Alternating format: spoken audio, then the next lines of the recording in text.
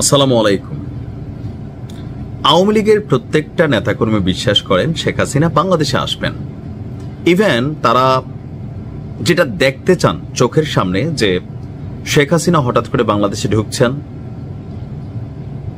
লুকিয়ে থাকা আত্মগোপনে থাকা আওয়ামী লীগের যে সকল নেতাকর্মী আছে তারা সবাই গর্ত থেকে বের হয়ে আসছে, এনসিপির নেতাকর্মীরা সবাই দৌড়াদৌড়ি করতেছে পালানোর জন্য, জামাত এবং শিবিরের মধ্যে আতঙ্ক দেখা দিবে, সরকার অনেকেই হয়তো বিশেষ ফ্লাইট নিয়ে পালানোর চেষ্টা করবে, আর যারা থাইকা যাবে অথবা অনেকে বিদেশে চলে যাবে, শেখ হাসিনা ফিরে আসার পরে তিনি তাদেরকে বিদেশ থেকে আনবেন, বিচার করবেন।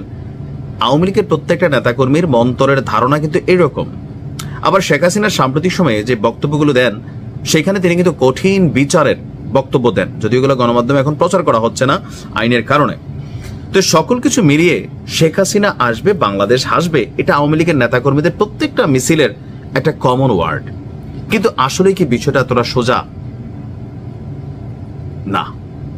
তো প্রশ্ন হচ্ছে তাহলে এই যে একটা নিউজ গতকালকে থেকে সোশ্যাল মিডিয়াতে ভাইরাল, আওয়ামী লীগের নেতাকর্মীরা গণহারে প্রচার করছেন, কিন্তু আবারও বলি সোশ্যাল মিডিয়াতে আপনারা যা দেখছেন প্রচারের আগে শিওর হবেন যে এটা কে প্রচার করছে, কারা প্রচার করছে, বা যেই টেলিভিশন বা যেই লগোটা দেখছেন এটা কার, এটা কি অরিজিনাল কোনো গণমাধ্যমের নাকি কপি করা। 7 ডিসেম্বর বাংলাদেশে শেখ হাসিনা ফিরবে, সহযোগিতা করবে কে? মার্কিন প্রেসিডেন্ট ডোনাল্ড ট্রাম্প। এমন বক্তব্যে সোশ্যাল মিডিয়া ভাইরাল, ভরপুর আওয়ামী লীগের নেতাকর্মীরা গণহারে এই পোস্টটা শেয়ার করতেছেন। কিন্তু আমি স্ক্রিনে দেখাচ্ছি উপরে নাম কি? ইকবাল টিভি। ভাই টিভি লাগাইলে কি টিভি হয়ে যায়? আমি তো দিতে পারি নাইম টিভি, দিতে পারি না? তা আমার কি টিভি হয়ে গেল? একটা টেলিভিশনের যে রিপোর্ট থাকে সেখানে অনেক হিসাব নিকাশ থাকে, তারা একটা নিউজ করার আগে 100 বার চিন্তা করা লাগে। কিন্তু একটা ফেসবুক পেজ নাম দিয়ে দিল যে কোনো টিভি, যে কোনো কি বলা হয় যে একটা চ্যানেলের নাম, কিন্তু আসলে কি সেটা সঠিক? যেমন আমার নামে 200 ভুয়া পেজ, ভুয়া চ্যানেল আছে, আমাদের ভিডিও যে কথা বলতেছি কাইটা সেটা শর্ট করে দিয়ে আপনার মোটামুটি ভাইরাল, তারা তাদের ইনকাম করতেছে, ধান্দা করতেছে। কিন্তু আসলে কি আমার ভিডিও এটা কিনা বা আমি এই বক্তব্যটা দিছি কিনা সেটার জন্য তো আমি এই যে মূল ভিডিওটা রেকর্ড করছি এটা শোনা জরুরি, রাইট?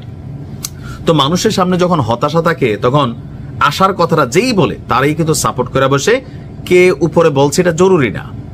যেই নিউজ ফিডটা আপনারা দেখছেন বা কিউ কার্ডটা দেখছেন যে 7 ডিসেম্বর শেখ হাসিনা বাংলাদেশে আসবে ডোনাল্ড ট্রাম্পের সহযোগিতায়, এই তথ্যটা পুরোটাই ভুয়া। অনেকে বলেন ভাই গণমাধ্যম প্রচার করতেছে না, বয়ে না, না এরকম নিউজ গণমাধ্যম প্রচার করবে ভাই যদি কখনো প্রকৃতপক্ষে তথ্য আসে। ইকবাল টিভি নামক একটা ফেসবুক পেজ, আবার এটা আমি যার কাছ থেকে পাইছি আমার পরিচিত, আমি দেখছি ইকবাল টিভি, আবার জানি না টিভি আছে, অমুক টিভি আছে, তমুক টিভি আছে, আপনি এগুলা কামবেলা আছে, কালবেলা, কামবেলা, যমুনা, জানি না, মানে এরকম অনেক টিভি আছে ভাই। এগুলো কিন্তু অরিজিনাল টিভি না, লোগো টোগো কাছাকাছি, নামটা দেখবেন এমন ভাবে লেখে, আপনি দেখে শেয়ার করে দিচ্ছেন কেন? কারণ আপনি এই জিনিসটা দেখতে চান, আপনি এই জিনিসটা শুনতে চান, যার কারণে মনে হচ্ছে ইয়েস, আরে চলে আসতেছে আপা। এই নিউজটা টোটালি ভুয়া। হ্যাঁ, শেখ হাসিনা বাইচা থাকলে একসময় বাংলাদেশে আসবে, এর আগেও তিনি দেশ ছাড়ছিলেন, আবার আসবেন, আসার পর এখানে আবার রাজনীতি হবে, আবার আমরা কেউ ধরপা করে পড়বো, কেউ পালাবো, কেউ মারবো, কেউ মাইর খাবো, এটি তো বাংলাদেশের রাজনীতি, আর বাইরে কিছুই না। এখন যেটা হচ্ছে এর থেকে ভালো কিছু তো আর হবে না, খারাপই হবে। প্রতিশোধ সবসময় খারাপই হয়। পরিবর্তন কিন্তু নাই, আমাদের কোনো দিকেই নাই, অনেক দিকেই নাই, টুকিটাকি পজিটিভ পরিবর্তন হয়েছে। তবে আবারও বলি, এই ধরনের নিউজ শেয়ার করার সময় আপনারা বুঝা শুনা করবেন যে আপনি যে নিউজটা পাইছেন এটা অথেন্টিক কিনা। অথেন্টিক না হলে গুজব ছড়াবে, এই টাইপের পোস্ট করার জন্য সরকার আপনার বিরুদ্ধে আইনি ব্যবস্থা নিতে পারবে। সাবধান থাকবেন।